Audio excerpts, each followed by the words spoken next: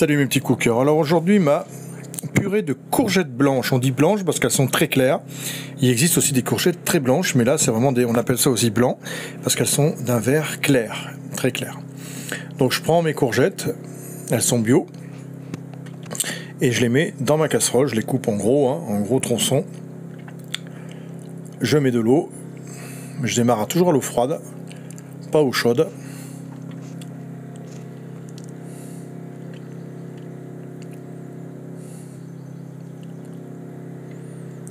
Voilà, du gros sel. Et on fait bouillir le tout. Voilà, je dissous un peu le sel hein, parce qu'il est un peu resté au-dessus. Voilà, démarrage à l'eau froide, le gros sel, les courgettes et on fait bouillir. Bon, je pense une 15-20 minutes à peu près, ça suffit largement. Ensuite, on les égoutte.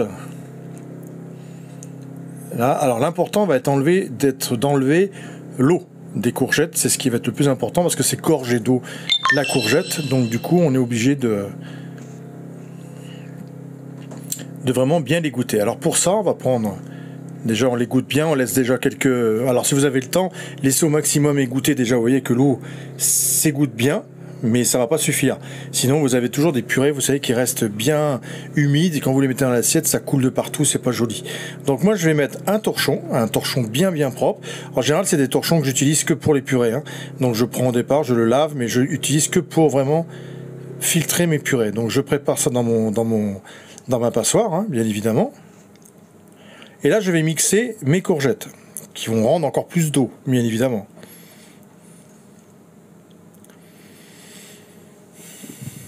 Voilà. Donc je remplis mon mixeur. Alors si vous n'avez pas de mixeur, vous les écrasez bien avec une fourchette ou une passoire que vous retournez, mais vous les écrasez bien. Hein. Voilà. Mais là avec un mixeur c'est quand même nettement mieux. Ça fera plus lisse. Et on les mixe quelques secondes, hein, pas plus, parce que c'est vraiment, ça va vite transformer en purée. Voilà. Et je les mets dans mon torchon, bien évidemment, que je vais laisser. Alors, si vous avez le temps, laissez carrément une bonne demi-heure, 1 heure à bien filtrer votre purée, que l'eau s'égoutte encore mieux. Mais vous allez voir qu'on va compresser le tout. Donc, si vous avez une petite demi-heure, 1 heure, vous laissez votre purée bien égoutter. Et après, vous allez la presser. Donc là, je l'ai laissé bien reposer déjà. Donc, elle s'est déjà bien égouttée. L'eau est déjà bien partie.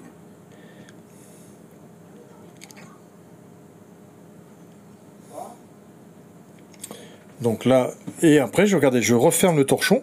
Et alors là, elle est encore un peu chaude. Hein, et du coup, je presse bien, vous voyez, encore plein d'eau. Et je serre, comme pour faire une grosse boule de courgettes à l'intérieur, de purée bien concentrée. Et du coup, plus j'appuie, vous voyez, plus l'eau sort. Et donc, j'y vais au maximum pour évacuer le maximum d'eau. Alors, si c'est un peu chaud, vous prenez un autre torchon. Vous allez voir, je vais vous montrer. Moi, j'ai pris un autre torchon aussi, parce que j'ai plusieurs torchons hein, pour la purée. Vous voyez, donc là je récupère, je prends un autre torchon quand c'est un peu chaud encore, et je serre bien pour encore écouter l'eau encore plus. Voilà, comme ça là on a vraiment le maximum d'eau qui s'en va, et il nous restera vraiment que de la courgette, que la purée de courgette. Vous voyez, j'hésite pas à bien presser. Et à la rigueur, vous laissez comme ça votre torchon dans l'écumoire et vous attendez encore un petit peu que vraiment le maximum d'eau s'en va. Donc ensuite, je récupère ma purée de courgettes, vous voyez. Voilà, et je vais faire pareil avec toute ma caisse, parce que moi j'ai fait une grosse caisse. Hein. Vous, bien sûr, vous n'allez pas faire une caisse. Et là, vous voyez, on n'a plus d'eau. Voilà, on a vraiment une purée de courgettes qui reste non sans eau. Voilà, vous voyez, regardez.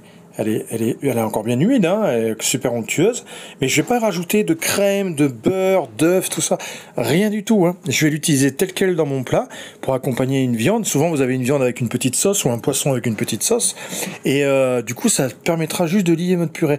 La purée vraiment va rester onctueuse, il n'y a pas besoin de rajouter du beurre ou la crème. Vous voyez, là, je l'ai mis encore à égoutter. Hein, regardez, l'autre, ça c'est la deuxième fournée. Et vous voyez, je la laisse bien égoutter. Vous avez vu comme ça s'égoutte bien. Voilà. Donc là, toute notre purée a été passée longtemps au torchon, bien égouttée. Vous voyez, là, elle reste onctueuse. Donc surtout pas de crème, surtout pas de beurre, rien du tout. Du sel, du poivre, l'épice que vous aimez bien. Et ça suffira. Et ensuite, il n'y a plus qu'à le dresser. Vous le réchauffez juste un petit peu dans une casserole ou un petit peu au micro-ondes, pas trop.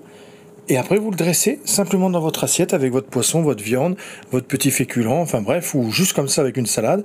Si vous voulez faire un petit côté végétarien ou vegan, ça marche très très bien aussi. Et vous avez quelque chose, vous voyez, magnifique. La purée se tient bien. Elle est humide mais pas coulante. Voilà, on n'a pas du tout l'eau de la courgette. On a évacué le maximum de l'eau de la courgette. Du coup, moi, je prends un petit cercle pour dresser dans l'assiette. C'est toujours plus joli. Et je dresse dans un petit cercle, voilà, et ma purée est prête. Et vous voyez, elle ne coule pas du tout d'eau en dessous. Voilà ma petite purée sans eau, comme on dit, qui ne coule pas. Voilà mes petits cookers, j'espère que cette petite recette vous a plu. Et puis n'hésitez pas à parler du TikTok et à commenter comme vous le faites si bien. Voilà, merci à vous, ciao.